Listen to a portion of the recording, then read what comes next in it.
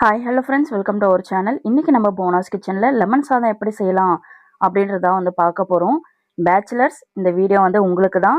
வர்றது வெயில் காலங்க, அதனால் லெமன் அதிகமாக எடுத்துக்கோங்க. எப்படி செய்யலான்றதை வாங்க வீடியோக்குள்ளே போய் பார்க்கலாம். ஸ்டவ் ஆன் பண்ணி பேனல் வச்சுக்கோங்க. அதில் 3 டேபிள் ஸ்பூன் அளவுக்கு எண்ணெய் சேர்த்துக்கலாம். எண்ணெய் சூடானதும் கடுகு போட்டுக்கலாம். கடுகு பொரிஞ்சதும்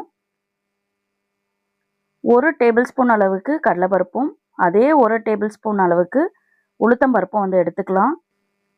டேஸ்ட்டுக்கு வேர்க்கடலை எடுத்துக்கலாம். இது காஞ்ச வேர்க்கடலையாக இருந்தாலும் பரவாயில்ல, கடையில் வறுத்தே வச்சுருக்காங்க. ஸோ அந்த வேர்க்கடலை கூட நீங்கள் எடுத்து சேர்த்துக்கலாம்.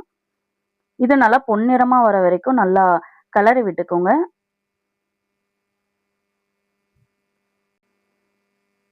காரத்துக்கு 2 பச்சை மிளகாய் குட்டி குட்டியாக கட் பண்ணி நம்ம சேர்த்துக்கலாம். நீங்கள் காரம் அதிகமாக சாப்பிட்றவங்கன்னா கொஞ்சம் அதிகமாக சேர்த்துக்கோங்க. ஒரு துண்டு இஞ்சி குட்டி குட்டியாக கட் பண்ணி அதையும் சேர்த்துக்கலாம். தாளிக்கிறதுக்கு கொஞ்சம் கருவேப்பிலையும் சேர்த்துக்கலாம். இது கூட ஒரு சிட்டிகை அளவுக்கு மஞ்சள் தூள், தேவையான அளவுக்கு சால்ட்டும் சேர்த்துக்கலாம். இதை லைட்டாக கலந்து விட்டுக்கோங்க. சாப்பாடில் நீங்கள் உப்பு போட்டு வடிக்கிறீங்கன்னா உப்பு கம்மியாக சேர்த்துக்கோங்க. இது கூட 1/2 லெமன் அளவுக்கு ஜூஸ் எடுத்து நான் இதில் சேர்த்துக்கிறேன். ஸ்டவ்வு ஆஃப்ல இல்லைங்க, சிம்மில் தான் இருக்குது.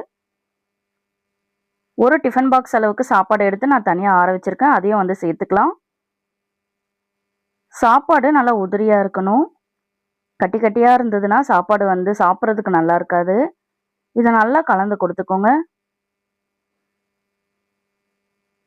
லெமன் ரைஸ் அவ்வளோ எனர்ஜிங்க உடம்புக்கு. நீங்கள் ஜூஸாவோ இல்லை இந்த மாதிரி லெமன் ரைஸ் கூட அடிக்கடி எடுத்திங்கன்னா வெயில் டைமுக்கு அவ்வளோ நல்லது. சாப்பாடெல்லாம் பாருங்கள், ஒன்றோட ஒன்று ஒட்டாமல் நல்லா உதிரியாக இருக்குது. இதுதான் டேஸ்ட்டாக இருக்கும். இது கூட கொத்தமல்லி கொஞ்சம் சேர்த்துக்கலாம்.